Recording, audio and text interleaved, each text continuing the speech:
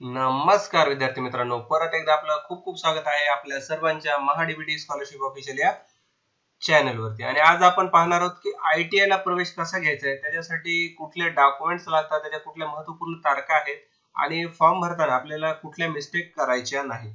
तर मी या सगळ्यांचा पूर्ण डिटेल व्हिडिओ हा आहे. तर व्हिडिओला बिलकुल स्किप करू नका. व्हिडिओमध्ये तुम्हाला व्हिडिओच्या एंडमध्ये याच्यासाठी लवकर प्रवेश कसा मिळावा, त्यासाठी आपल्याला कुठलं हवे असणारे ट्रेड कसा मिळवायचे याच्या काही ट्रिक्स दिलेल्या आहेत. तर व्हिडिओला बिलकुल स्किप करू नका, पूर्ण व्हिडिओ पाहत राहा. तर सर्वप्रथम विद्यार्थी मित्रांनो, आपण महाडीबीटी स्कॉलरशिप ऑफिशियल या चॅनलवरती नवीन असाल, अद्याप या चॅनलला सबस्क्राईब केलं नसेल तर चॅनलला सबस्क्राईब करा आणि बेलच्या आयकॉनला हिट करा. यामुळे नवीन येणारा व्हिडिओ सर्वात अगोदर तुमच्यापर्यंत पोहोचेल. तर सर्वप्रथम विद्यार्थी मित्रांनो, आपण महाडीबीटी चॅनलला जॉईन केला आहे किंवा सबस्क्राईब केला आहे तर धन्यवाद. आणि आता आपण चालू करत आजचा आपला व्हिडिओ. तर याच्यामध्ये आपण सर्वप्रथम याच्या महत्त्वपूर्ण तारखा बघणार आहोत. तर इथे आपण एक लिस्ट बनवूया, म्हणजे याच्यामध्ये काय काय करणार आहोत ते आपल्याला कळेल. तर सर्वप्रथम आपण ITI चे इम्पॉर्टंट डेट्स काय ते पाहूया. तर इकडे त्यांना नोटिफिकेशन दिलं आहे त्यांच्या वेबसाईटला. ही जर वेबसाईट तुम्हाला माहित असेल तर वेल, जर माहित नसेल तर तुम्हाला डिस्क्रिप्शन बॉक्स मध्ये याची लिंक मिळणार आहे. आणि इथे पहा admission.dvt.gov.in ही वेबसाईट आहे. तर तुम्ही मॅन्युअली सर्च करू शकता किंवा डिस्क्रिप्शनच्या लिंकला क्लिक करून सुद्धा पाहू शकता.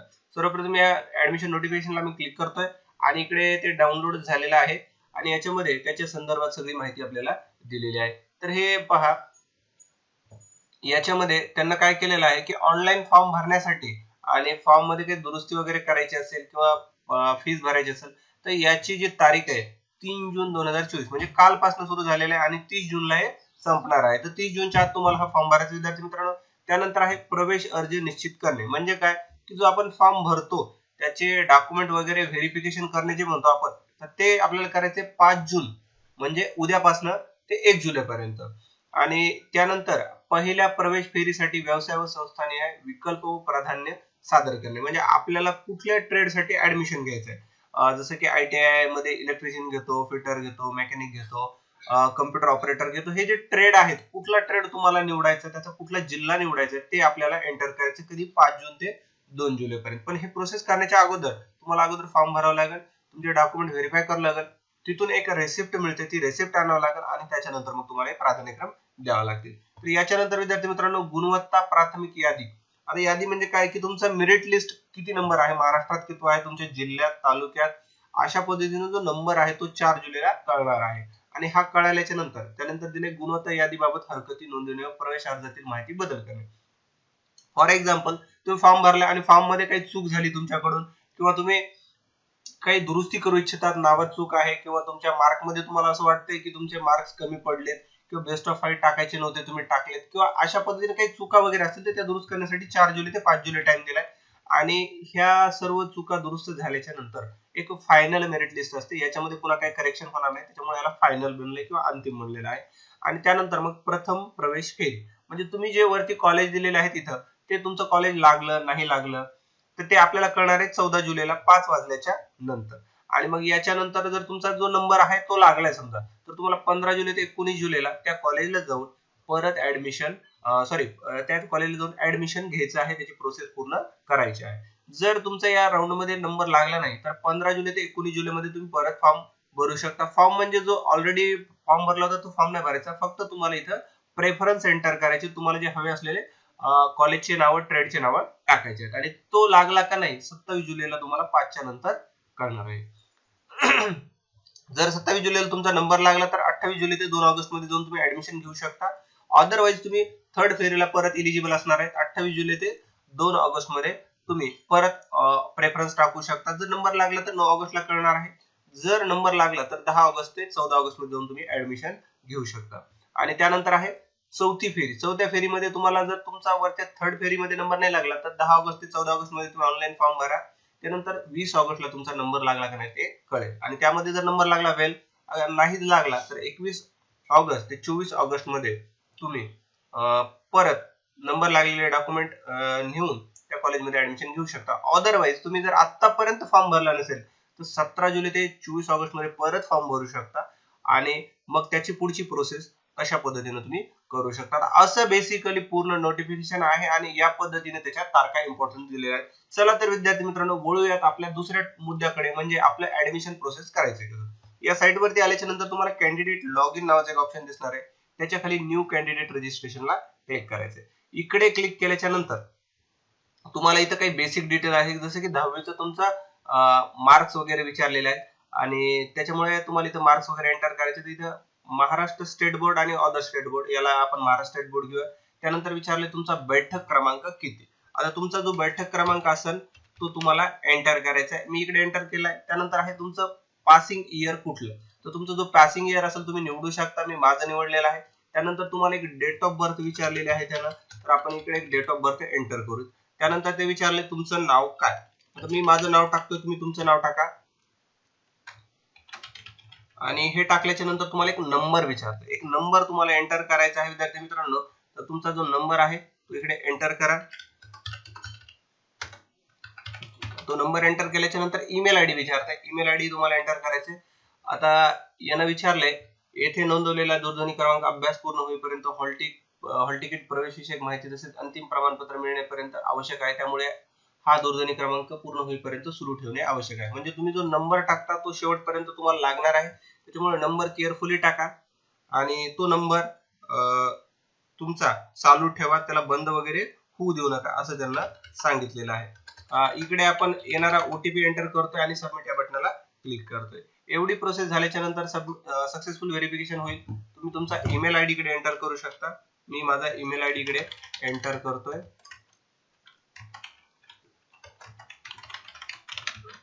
आणि हे एंटर केल्याच्या नंतर एक पासवर्ड तुम्हाला एंटर करायचा आहे. पासवर्ड मध्ये यांनी एक क्रायटेरिया दिला की पासवर्ड कसा असावा. तर जनरली हे बघा, पासवर्ड तुम्हाला जर हे क्रायटेरिया समजला तर या क्रायटेरिया प्रमाणे टाका, किंवा पासवर्ड @ 1 2 3 हे सरळ सरळ तुम्ही एंटर करू शकता. किंवा तुमचं आडनाव जे असेल ते आडनाव टाका, त्याच्यातलं पहिलं अक्षर कॅपिटल घ्या आणि नंतर जन्मतारीख टाका. असं सुद्धा फॉर्मॅट तुम्ही बनवू शकता. किंवा तुम्ही तुमच्या आडनाव @ 1 2 3 असं सुद्धा बनवू शकता. इकडे पूर्ण माहिती झालेली. सर रजिस्टर या बटनाला आपण क्लिक करायचे. आता इथं सर्वप्रथम युअर रजिस्ट्रेशन नंबर हा केअरफुली सांभाळून ठेवा, तसं तुमच्या मोबाईलला येऊन जाईल, पण तुम्ही तुमचा सांभाळून ठेवा. इकडे टाकलाय मी आणि इकडे पासवर्ड वगैरे सेव्ह करून ठेवतो. लॉग इन या बटनाला क्लिक करायचं विद्यार्थी मित्रांनो. इथं क्लिक केल्याच्या नंतर तुमचा जो आयडी आहे तो पुटअप करा, पासवर्ड पुटअप करा, त्यानंतर दिलेला कॅप्चा पुटअप करा आणि लॉग इन या बटनाला क्लिक करायचं. अशा पद्धतीने आपल्याला ITI मध्ये लॉग इन प्रोसेस करायची आहे. इथं क्लिक केल्याच्या नंतर आता इथं तुम्हाला काही स्टेटस दिले, थोडेफार चेंजेस झालेत, मागच्या वर्षीपेक्षा वेगळं दाखवलेलं आहे. ऍप्लिकेशन फॉर्मचं स्टेटस, फॉर्म फीसचं स्टेटस, ऍप्लिकेशन फॉर्मचं स्टेटस आणि ऑप्शन फॉर्मचं स्टेटस इथं दाखवलेलं आहे. सर्वप्रथम इथं ऍडमिशन ऍक्टिव्हिटीज मध्ये ऍप्लिकेशन फॉर्मला क्लिक करायचंय. इकडे क्लिक केल्याच्या नंतर विद्यार्थी मित्रांनो तुमचा नंबर, तुमची सगळी डिटेल्स वगैरे इथे एंटर झालेली आहे. आता याच्यामध्ये पहा जेंडर तुम्ही तुमचं निवडा. त्यानंतर तुम्हाला बेसिक इन्फॉर्मेशन आलेली, तुमची मातृभाषा जी असेल ती इथे निवडू शकता. बाय डिफॉल्ट मराठी आलेली, मी मराठी ठेवणार आहे. त्यानंतर तुमचा धर्म निवडा. त्यानंतर तुमची कास्ट निवडा, तुमची जी कास्ट असेल ती निवडा. ज्यांच्याकडे ओबीसी कास्ट आहे, BJNT आहे, या कास्टवाल्यांनी काय करायचं की आपलं नॉन क्रिमिनल प्रमाणपत्र काढायचं. SC ST ओपन यांना नॉन क्रिमिनल लागत नाही.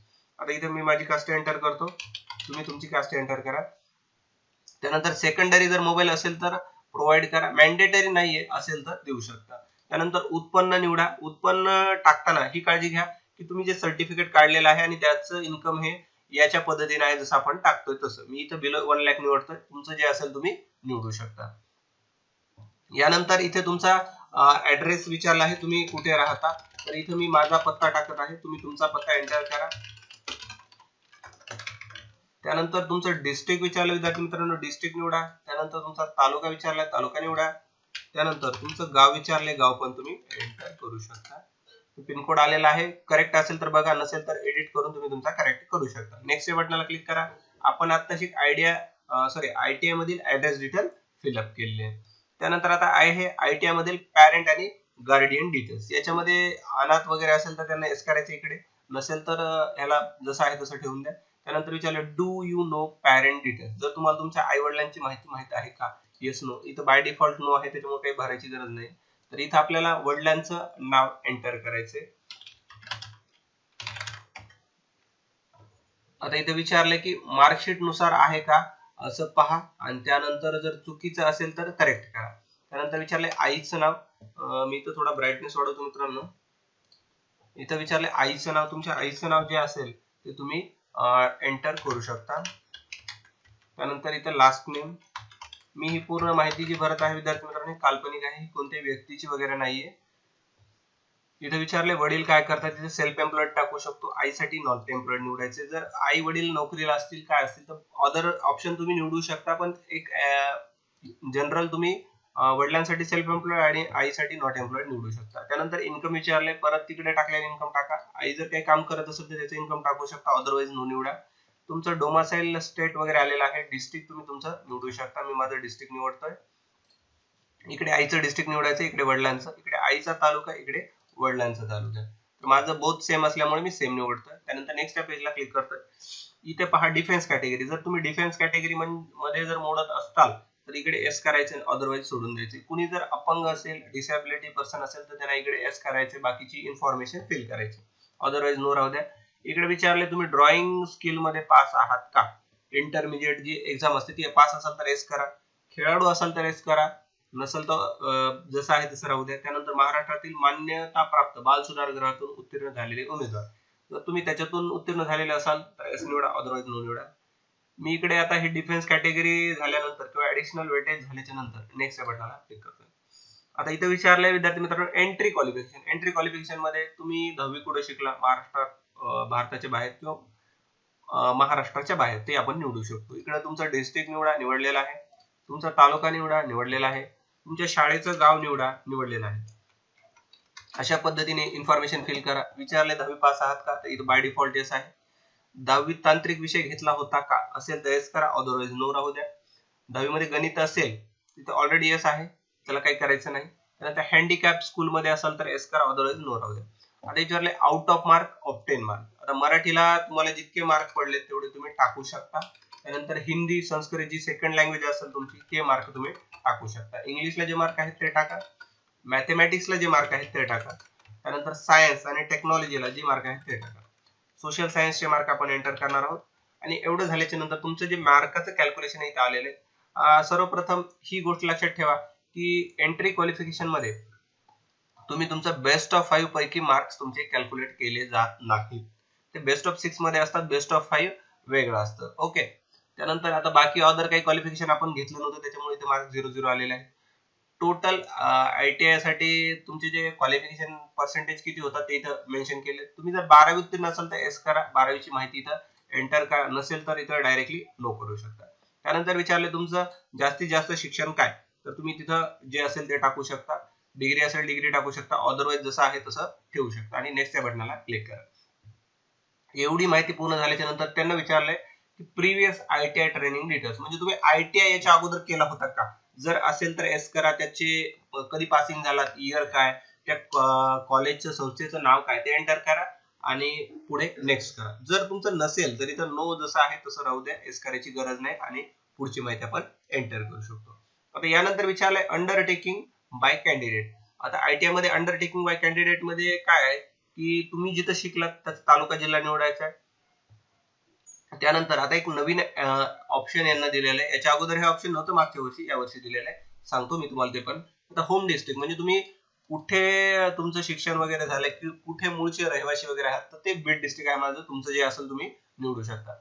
आता हे जे ऑप्शन बद्दल मी तुम्हाला बोलत होतो की तुम्हाला हा जो फॉर्म आहे तो कुठे सबमिट करायचा ते ऑप्शन इथं दिलेलं आहे. तर मी इथं माझं बीड डिस्ट्रिक्ट निवडतोय, त्यानंतर माझा माजलगाव तालुका निवडतोय आणि त्यांना संस्थेची नावं दिली. माझ्यासाठी माजलगाव एक आहे, त्यानंतर पातूरची एक संस्था आहे, माजलगावची एक संस्था आहे, अशा माजलगावचे 2 आणि पातूरचे. तर तुम्हाला ज्या संस्थेमध्ये तुमचे डॉक्युमेंट्स सबमिट करायचे ते इथं तुम्ही निवडू शकता. आणि हे निवडल्याच्या नंतर ऍक्सेप्ट, स्वीकार करा या बटनाला क्लिक करायचं. इथपर्यंत तुमचा सगळा फॉर्म झालेला आहे. आता ITI मध्ये आता आपल्याला पेमेंट करायचं, म्हणजे जे गव्हर्नमेंटला पेमेंट करायचे ऍडमिशन प्रोसेस साठी, ते कसं करायचे त्याच्यासाठी मेक अ पेमेंट या बटनाला क्लिक करायचं. इकडे क्लिक केल्याच्या नंतर विद्यार्थी मित्रांनो तुम्हाला थोडंसं लोडिंग घेत आहे, थोडा वेळ लागेल याला. आणि इकडे तुमचं ATM, डेबिट, क्रेडिट वगैरे जे आपल्याकडे अवेलेबल असेल ते तुम्ही ठेवा जवळ. आता इथं पहा UPI पण ऑप्शन आहे. UPI जर असेल तुमच्याकडे इकडे UPI ID टाकू शकता आणि पे नाव करू शकता, किंवा डेबिट कार्ड असेल तर डेबिट कार्डची इन्फॉर्मेशन आपल्याला इथे एंटर करायची आणि एवढी एंटर केल्याच्या नंतर स्क्रोल डाऊन करून पे नाव या बटनाला क्लिक करायचंय आणि तुमचं पेमेंट पूर्ण करायचं. तर अशा पद्धतीने पूर्ण आपला ऍप्लिकेशन फॉर्म भरण्याची प्रोसेस होती. या प्रोसेस मध्ये कुठल्याही स्टेपला तुम्हाला जर काही अडचण असेल तर तुम्ही मला नक्कीच मेन्शन करा. आणखी तुम्हाला ऑप्शन फॉर्म भरायचा तो कसा भरायचा त्याच्यावर व्हिडिओ आपल्या चॅनलवर लवकरच येणार आहे. तर तुम्ही चॅनलला सबस्क्राईब करा, व्हिडिओमध्ये तुमच्या अडचणी कमेंट्स करा, व्हिडिओला लाईक करा आणि तुमच्या गरजूवंत मित्रांपर्यंत हा व्हिडिओ पोहोचण्यासाठी शेअर करा. तर धन्यवाद मित्रांनो, या व्हिडिओमध्ये एवढंच. भेटूया नवीन एका व्हिडिओमध्ये. तोपर्यंत